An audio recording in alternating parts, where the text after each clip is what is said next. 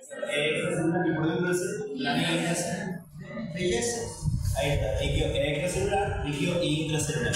El 20% corresponde al líquido extracelular y un 40% al líquido intracelular. Ok, de ese 20% de líquido extracelular, resulta que 3/4 corresponde al líquido intersticial. Ese líquido intersticial es el líquido que queda alrededor de cada célula, ya por fuera, en la periferia. Y el líquido intravascular hace referencia al líquido que está dentro del vaso sanguíneo. ¿Ya? Y dentro del vaso sanguíneo, ¿qué tenemos? El plasma, la sangre, en otras palabras. Ya ahorita vamos a ver cuál es su diferencia. Bien, entonces enfoquémonos ahora netamente en la sangre. Cuando tenemos la sangre, aproximadamente el cuerpo cuenta con unos 5 a 6 litros. Y resulta que para el estudio de la sangre la vamos a dividir en dos partes, una porción líquida y una porción sólida. La porción líquida es a lo que nosotros llamamos plasma, chicos. ¿Ya? Ese es el plasma, que está compuesto principalmente por ¿qué cosa? Por el agua. ¿Y qué otro componente más podemos encontrar en gran porcentaje? Proteínas. ¿Cuál es la proteína más abundante del cuerpo humano? Albúmina. Bien. También podemos encontrar electrolitos y demás componentes que estén circulando por la sangre. Eso en cuanto a la parte líquida. Y en cuanto a la parte sólida, que es lo que me interesa a mí y es lo que le da la coloración característica a la sangre, tenemos a mis elementos formes.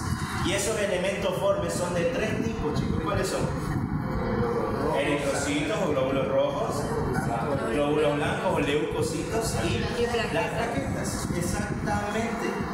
¿Ya? Entonces ahí tenemos los eritrocitos, los leucocitos y las plaquetas. A ver, el 99,9% de toda esta porción sólida corresponde a mis eritrocitos. ¿Ya?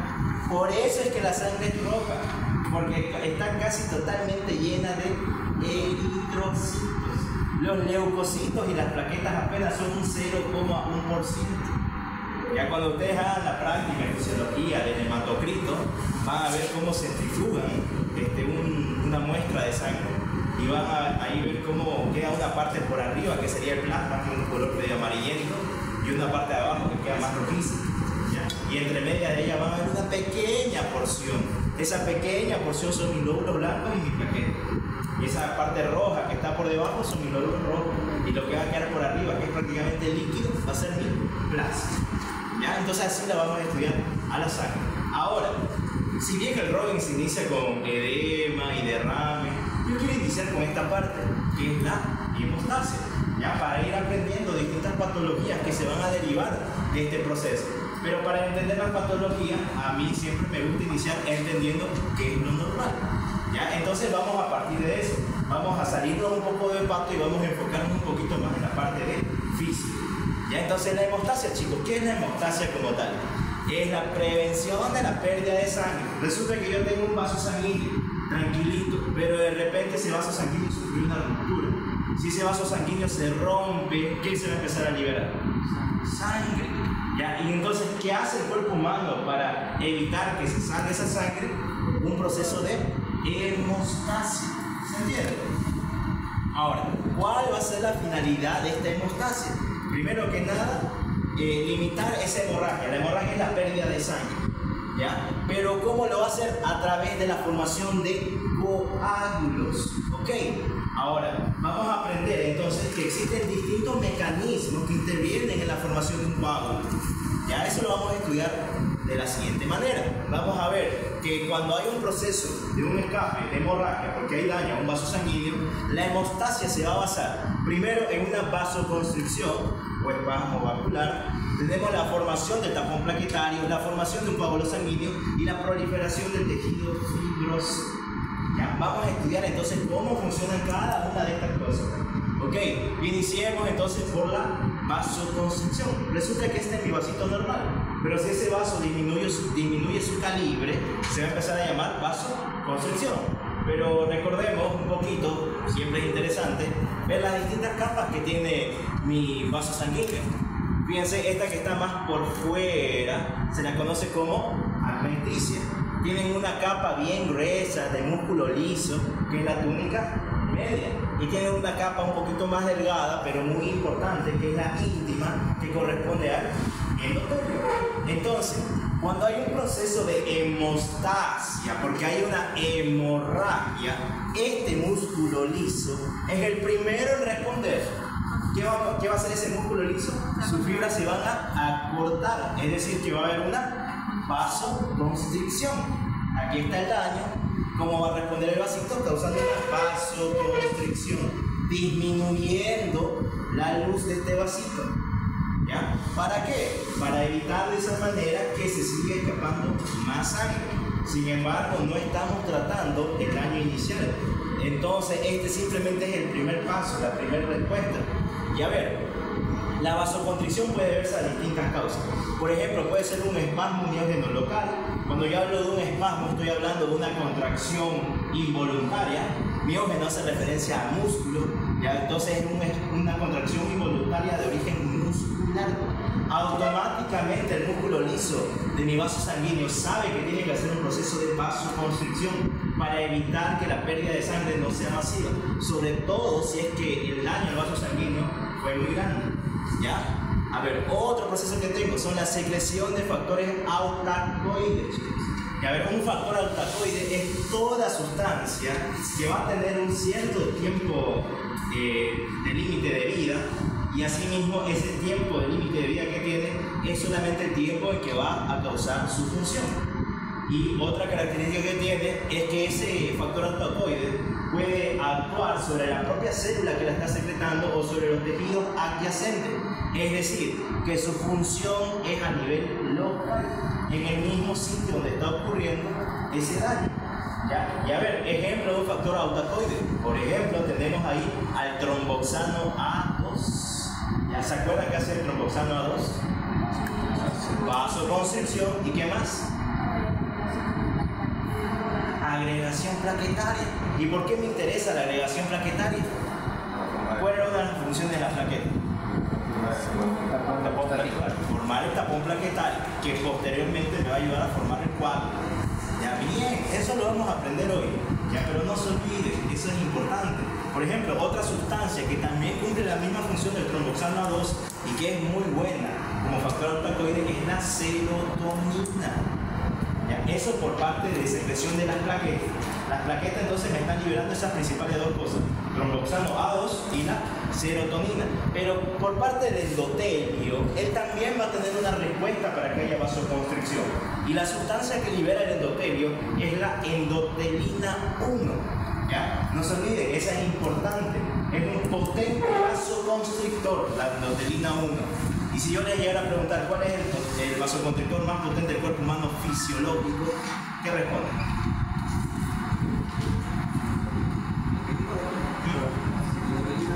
No, la endotelina 1 ya es un potente vasoconstrictor, pero no es el más potente fisiológico. No, el tromboxano no. Ah, sí, puedo reír. Me mencionaste un montón de cosas. Una no. La angiotensina 2, chicos. Es el vasoconstrictor natural más potente que tiene el cuerpo humano. Ya no se olviden. Cuando entremos, bueno, de hecho este propio tema, vamos a estudiar en la última parte de todos los procesos de shocks. Y ahí vamos a estudiar cabalísimo el sistema renina angiotensina aldosterona para ver cómo este sistema responde a ese proceso. ¿Ya? Y ahí sí o sí me lo van a aprender porque se los voy a preguntar. Por último, el reflejo nervioso. El reflejo nervioso también participa en la contracción del músculo liso. ¿Cómo lo hace? Resulta que el músculo liso es inervado por ¿qué sistema nervioso, chicos? El sistema nervioso autónomo. Bien, ¿y sistema nervioso autónomo cómo se divide? Simpático y parasimpático. ¿Cuál es? Uy, se me fue el nombre. ¿Sería simpático? Sí, esa es tu respuesta, pero quiero hacer una pregunta. Ya. ¿Cuál es el neurotransmisor liberado por las fibras ganglionarias del parasimpático? La acetilcolina. ¿Y la acetilcolina sobre qué receptores actúa? Muscarínicos y nicotínicos. Ya, y ahora, ¿cuál es el neurotransmisor liberado por las fibras postganglionarias del sistema nervioso simpático? Adrenalina, noradrenalina. ¿Y sobre qué receptores actúa? Sobre receptores alfa y receptores beta. ¿por qué les menciono todo esto? Ya por loco está auxiliar. No, resulta que mis vasos sanguíneos, chicos, son ricos en receptores alfa. ¿Ya? ¿Y qué hace la noradrenalina del sistema nervioso simpático? Actúa sobre ese receptor alfa y la estimula. Al estimular, yo quiero decir que va a causar una vasoconstricción. Entonces, ¿por qué el sistema nervioso ocurre este reflejo nervioso? Por él. El sistema nervioso autónomo simpático. ¿A través de la producción de qué neurotransmisor? No. Noradrenalina o adrenalina, cualquiera. Acetilcolina es para el parasimpático. ¿Ya? Bien. A ver qué dice acá. Esta es una taza. Lo pueden leer tranquilamente. Ahora, ya tenemos entonces el primer paso, que era la vasoconstricción. Vayamos ahora al segundo paso, que es la formación del tapón plaquetario. Pero para que nosotros sepamos cómo se forma este tapón, recordemos un poquito de dónde vienen esas plaquetas. Resulta que en todo mi proceso de formación de mis distintas células sanguíneas, yo tengo esta gran célula, que es grandanga, que tiene varios núcleos, es decir, que es multinucleada. Y de esta gran célula se desprenden, chicos, fragmentos. Esos fragmentos que se desprenden de esta célula, que se llama el megacariocito, son de donde salen mis plaquetas. ¿Ya? Ahora, las plaquetas tienen esta forma así, son circulares, relativamente parecen un eritrocito, ¿ya? Pero no es su única morfología. Resulta que su morfología cambia cuando estas plaquetas se activan, y ahorita lo vamos a ver. Ok, ¿cuál es el valor de referencia de una plaqueta? Manejamos entre 150.000 a 450.000 milímetros cúbicos. Si está por debajo de 150.000, chicos, ¿cómo se llama? Trombocitopenia. Y si está mayor a 450.000, trombocitosis. Si tengo una trombocitopenia, ¿en qué yo me podría preocupar? ¿Qué podría sufrir ese paciente? Hemorragias. Perfecto. Bien, su vida media va a rondar entre los 6 a 10 días. ¿Ya? Tiene ese límite de tiempo de vida. Ok. Ahora, las plaquetas tienen otras características, como por ejemplo proteínas contráctiles. En su interior están cargadas bien de mioxina y actina, porque yo les estoy mencionando que cuando esta plaqueta que está inactiva ahorita se active, tiene que cambiar su morfología. Para eso sirven estas. El RER, el aparato de Golgi, son almacenadores del factor 4 de la coagulación. Lo vamos a estudiar un ratito. El factor 4 de la coagulación corresponde al calcio. ¿Ya? Las mitocondrias por excelencia necesitan tener una plaqueta porque necesita de energía para que ocurra todo este cambio de su morfología una vez que ella es activada. Y los gránulos citoplasmáticos, que ya vamos a aprender que son sustancias preformadas por mi plaqueta, que ya vamos a ver qué sustancias son y en qué momento se van a empezar a liberar. Ok, entonces ¿qué tenemos acá? Al vaso sanguíneo. ¿Qué es esto de amarillo? El endotelio. ¿Qué está circulando por ahí? Una plaqueta. Y esto es algo normal, esto es fisiológico. La plaqueta de repente se va a querer pegar a ese endotelio, pero no va a poder. ¿Por qué? Porque el endotelio en condiciones normales, cuando no tiene ningún tipo de lesión, ¿ya? Él secreta distintas sustancias que son anticoagulantes. ¿Ya? Por ejemplo, una de esas sustancias es el óxido nítrico, chicos. ¿Ya? Importante, no se olviden ese óxido nítrico. ¿Ya? Y de igual manera, en la superficie de cada célula endotelial tengo un glicocálix. Y ese glicocálix evita que esta plaqueta que no está activada y que este endotelio tampoco está activado se cumple. Por eso es que no hay agregación plaquetaria. Por eso son anticoagulantes en condiciones normales. Pero ¿qué pasaría si este endotelio de repente se daña? Se pierde esa función.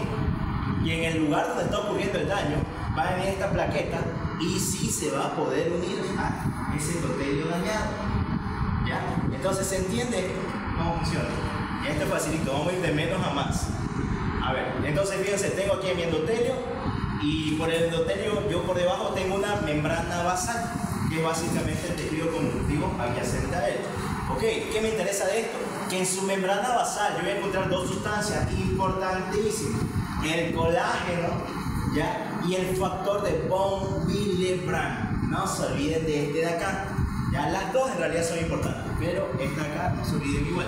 Ahora, resulta que la plaqueta adora, ama, le encanta el colágeno y el factor de von Willebrand, ¿ya? Pero no se puede unir a ellos cuando yo tengo un endotelio sano, porque para que se pueda unir a ellos necesita haber daño en este endotelio y que se exprese su membrana basal, ¿ya? Entonces, si no sucede eso, la plaqueta nunca se va a unir a esta sustancia, pero si sí hay daño, las plaquetas sí se van a unir, ¿ya? Eso es importante. Y ahí, chicos, es donde va a iniciar el tapón plaquetario, ¿ya? Cuando estudiamos la hemostasia, resulta que nosotros esa hemostasia la vamos a dividir en dos etapas. Una hemostasia primaria y una hemostasia secundaria. La hemostasia primaria, chicos, su finalidad es que se forme el tapón plaquetario, mientras que la hemostasia secundaria, su finalidad es que ese coágulo que se terminó formando se llene de fibrina. Eso ya sucede a lo último, ¿ya? Ahorita enfoquémonos netamente en la primera etapa de la hemostasia, ya que su finalidad, como les digo, es formar este tapón plaquetario. Y para que se forme ese tapón plaquetario vamos a necesitar de 4 cosas que haga esta plaqueta: adhesión plaquetaria, cambio rápido de la forma plaquetaria, la secreción del contenido y la agregación plaquetaria. Vamos a estudiar entonces cómo funciona cada una de estas. Y en resumen, digamos, la plaqueta se va a decir que tiene la función de la triple A, ¿ya? O sea, la plaqueta se adhiere, la plaqueta se activa y la plaqueta se agrega. Ya por eso tiene función triple A. Se los voy a preguntar por si acaso. Ya bien, nuevamente, tengo mi vaso, está el endotelio. Acá sobreentiendan que es un endotelio dañado, ¿ya? Se está exponiendo al colágeno y al factor de von Willebrand. Viene mi plaqueta. ¿Qué hacía esta plaqueta con esto? Le encantaba. Entonces se va a unir a ese factor de von Willebrand, se va a unir a ese colágeno, ¿ya? Ahí es cuando inicia la adhesión plaquetaria. Ok, nuevamente, resulta, chicos, que la plaqueta tiene un receptor que se lo conoce como glicoproteína 1B. Ese receptor es específico para que se pueda unir al factor de von Willebrand, ¿ya? Y tiene este otro receptor que es la glicoproteína 1A, 2A, que es el que permite que esta plaqueta se pueda unir al colágeno. Ya no se olviden, eso es importante. Entonces, nuevamente, mismo dibujo. Tenemos al colágeno, al factor de von Willebrand, tengo mis distintas plaquetas. Fíjense cómo ocurre la adhesión plaquetaria. Ahora ya saben por qué está ocurriendo esa adhesión. Gracias a la presencia de estos dos receptores. ¿Ya? Bien, entonces fíjense, ahí se fueron adquiriendo todas mis plaquetitas. Esta es la adhesión plaquetaria. Bien, seguimos en la adhesión plaquetaria. Ahora, ¿qué va a pasar? Resulta que esta plaqueta, chicos, ya cuando tiene esta adhesión, ella va a cambiar su morfología. Y a este cambio de morfología es lo que nosotros vamos a empezar a llamar como activación plaquetaria, ¿ya? Esto es importante. ¿Por qué? Quiero que vean esto. Ya se cambió la morfología de esta plaquetita. Y ahora, así como se cambió la morfología, también se cambiaron sus receptores.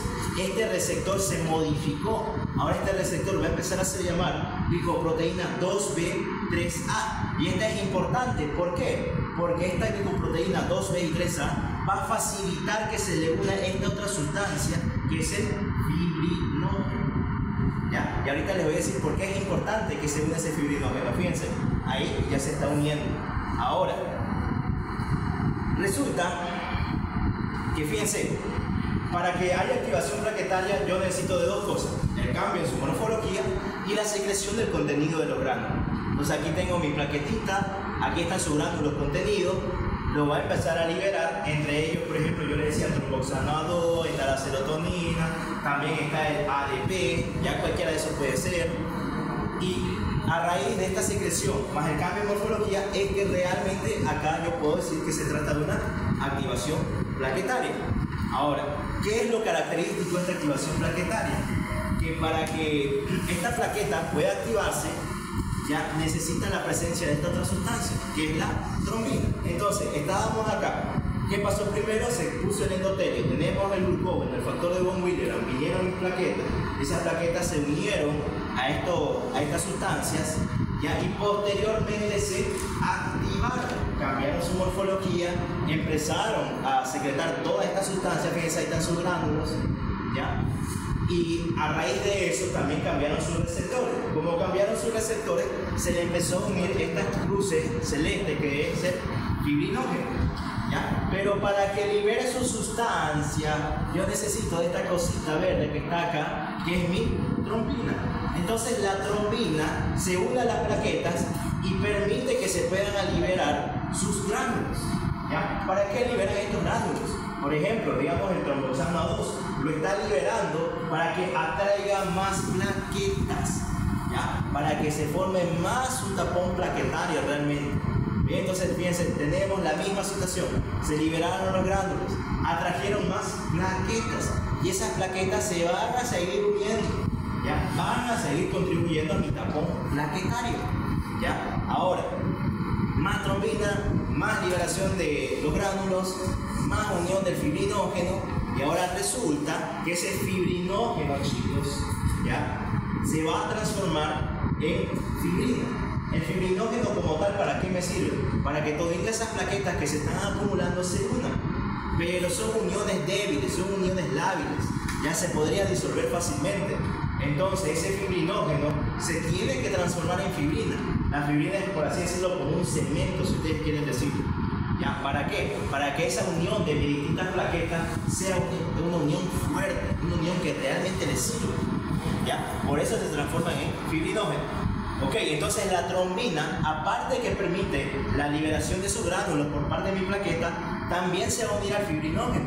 Y al unirse al fibrinógeno va a hacer que este se active y se forma la fibrina. ¿Ya? Entonces, antes de la formación de fibrina, hasta aquí teníamos a mi tapón plaquetario. Una vez que ya hubo la formación de fibrina, esto ya corresponde a la segunda etapa de mi hemostasia, que era la hemostasia secundaria. ¿Ya se entiende entonces eso? Hemostasia primaria, tapón plaquetario. Hemostasia secundaria, ya la formación de la fibrina. Ya no se olviden eso. Acá esto es un error de taipeo, tengo que cambiar porque ya se formó la fibrina. ¿Ya? Y ahora, entonces chicos, hasta acá llegaría el tapón plaquetario. Ya tenemos entonces bien reforzadas mis plaquetas, ya está activada, se unieron la fibrina, ya tengo por ahí mi cimiento de cemento, por así decirlo, pero no abastece solamente eso. Necesito el paso final de la hemostasia, que es la formación de un verdadero coágulo sanguíneo. Y para que se forme ese verdadero coágulo sanguíneo, yo necesito de proteínas inactivas que están circulando por mi sangre, que son producidas principalmente en el hígado, que se las conocen como los factores de la coagulación. Y factores de la coagulación yo tengo de 13 tipos. Ya 13 tipos son en total. El sexto no existe, por si acaso. Y esos factores están inactivos. Están esperando que haya un estímulo para volverse factores activos.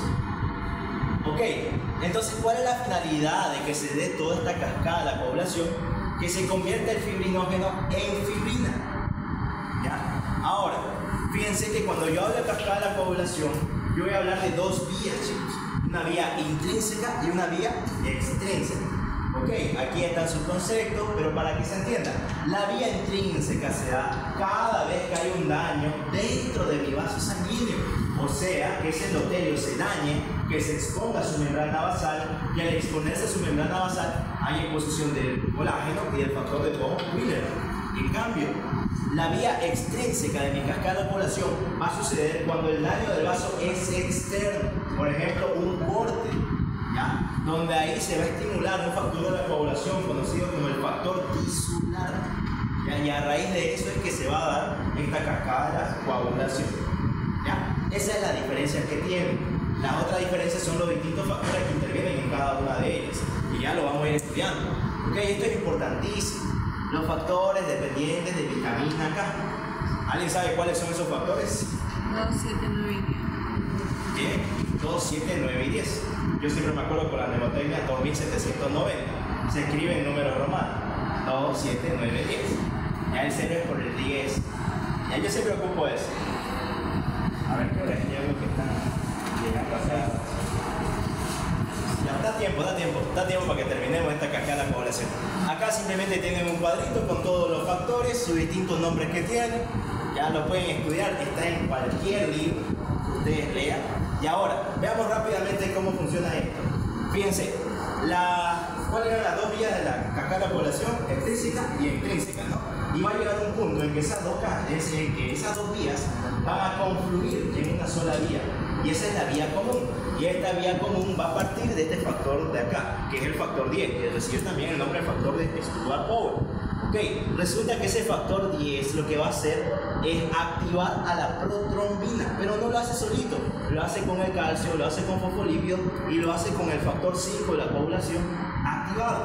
Ahora, al activar esta protrombina va a hacer que la protrombina, que corresponde al factor 2, se transforme en trombina, que sería el factor 2 activado. ¿Y qué hacía la trombina, chicos? ¿Actuaba sobre quién? Sobre el fibrinógeno, que es el factor 1.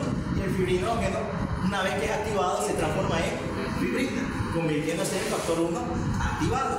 Ok, ahora, ¿qué más hace la trombina? Resulta que ella va a actuar sobre el factor 13, que se lo conoce como el factor estabilizador de la fibrina. Resulta que esta fibrina, yo les decía que es como ya los cimientos del cemento, ¿no? Pero que faltaba algo más para que eso termine de concretarse, para que se forme un verdadero coágulo, para que ese coágulo sea resistente. Y esto lo hace gracias a la presencia de este factor, ya que es el factor 13. Entonces este factor estabilizador de la fibrina se activa, ya la A minúscula es activado, por si acaso, y va a actuar directamente sobre la fibrina, creando una verdadera red. Y a partir de esto es que ya tengo un verdadero coágulo fuerte, un coágulo formado. ¿Se entiende? Entonces hasta ahí. Eso es lo que sucede al final de toda mi coagulación.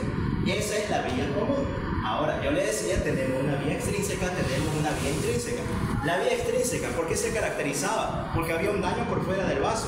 Y resulta que los vasos sanguíneos en su capa adventicia tienen este factor, que es el factor tisular, que corresponde al factor 3. Ok, ahora resulta que ese factor 3, cada vez que sufre un daño, cada vez que es expuesto, se le va a unir este otro factor, que es el factor 7. Entonces el factor 7 se une al factor tisular junto con el calcio y hacen que este factor 7, que también se llama la proconvertina, se active. Entonces ahora tenemos a mi factor 7 activado. En conjunto, chicos, todingo esto se lo conoce como una tenaza extrínseca. TEN viene del inglés. TEN hace referencia a 10. ¿Ya por qué? Porque la finalidad de esta vía es llegar a la vía común. ¿Y cuál era el primer paso para llegar a la vía común? Llegar al factor 10. Por eso igual en otro libro se llama 10-asa, por ejemplo. ¿Ya? Es lo mismo. Bien. Ahora, resulta que este factor 10 por su cuenta, fíjense, sin necesidad de hacer todo esto de acá, también puede producir protrombina, que se va a transformar en trombina, ¿ya? Pero este proceso de esta transformación de trombina es bastante lento. Entonces, no abastece como todo este proceso que ya vimos anteriormente. Sin embargo, fíjense que esto es importante. No porque sea más lento quiere decir que no tenga importancia. Esta trombina que se está formando a partir solamente del factor 10 va a hacer que actúe sobre el factor 5, que es la proacelerina. ¿Y qué pasa? Que gracias a esta trombina que se formó solina por el factor 10, voy a tener a mi factor 5 activado. Y a raíz del factor 5 activado, junto con mi factor 10, el calcio y los fosfolípidos, ocurre realmente toda esta cascada que veíamos que era el final de mi coagulación. ¿Se entiende entonces? Ok. Ahora fíjense, la trombina, además, también va a actuar sobre el factor 8, que se lo conoce como el antihemofílico A, y lo va a activar. Lo vamos a detener un momento en este punto, ahorita lo vamos a complementar. Por último, esta unión que hay entre el factor tisular y el factor 6 activado, también me van a activar mi factor 9, que es el antihemofílico B, ¿ya? Y lo va a activar, igual nos vamos a detener un momento en este punto, para hablar ahora de la vía intrínseca. La vía intrínseca inicia con el daño directamente dentro del vaso sanguíneo. Y el daño es ya veo que están incluyendo. Y el daño que ocurre dentro de ese vaso sanguíneo, chicos, a ver, ahorita vamos a acabar. ¿Ya? Y va a iniciar con el factor 2, que se lo conoce como el factor de Hageman. ¿Ya? Y ese factor 12 se va a activar y se va a unir a esta molécula, que son las quiminógenos de alto peso molecular. ¿Para qué? Para activar a esta precalicreína. Y la precalicreína se transforma en calicreína. Y la calicreína va a seguir actuando sobre el factor 12 como un ciclo. ¿Ya? Ahora, a raíz de esta unión del factor 2 activado con los quiminógenos de alto peso molecular, también, chicos, van a estimular al factor 11, que es el antihemofílico C, y lo van a activar. Y ese factor 11 activado, junto con los quiminógenos de alto peso molecular y calcio, van a actuar directamente también sobre el factor 9. 9, perdón, y lo van a seguir activando. Y el factor 9 activado junto con el calcio va a también activar a mi factor 8. Y entonces ven, no es como que estas dos vías estén separadas como tal. ¿Ya? Llega un punto en que las dos están trabajando en conjunto, dependiendo también puede ser el tipo de daño. ¿Ok? Y así como teníamos una tenaza extrínseca, también tenemos una tenaza intrínseca, que está dada por el factor 9 y el factor 8 activado. ¿Y qué tenían en común todas estas? Que van a terminar en la activación del factor número 10. ¿Ya? Ahora, esto es lo que ocurre en todo el proceso de la cascada de la población, pero veamos de una manera resumidísima. Vía intrínseca, vía extrínseca, la vía común. Vía intrínseca, chicas, tengo mi factor 12. ¿Qué viene después del 12? Perdón, antes del 12. 11. Ahí está facilito. ¿Qué viene antes del 11? 10, pero el 10 está acá, entonces al 10 lo descarto. ¿Qué viene antes del 10? 9, factor 9. Antes del 9, 8. Llega la vía común. Ahora, ¿qué dos números impares pueden sumar entre sí 10? 7, factor 7 y factor 3. Entonces son los factores que intervienen en la vía extrínseca y todos confluyen en la vía común, donde tenemos al factor 10. Y ese factor 10 va a actuar sobre el factor 5, que va a actuar sobre el factor 2 y va a actuar sobre el factor 1. Y termina ahí mi cascada de la coagulación. ¿Ya? ¿Se entiende? Se lo voy a preguntar por si ¿se terminaron de anotar en la lista? Ese es su asistente.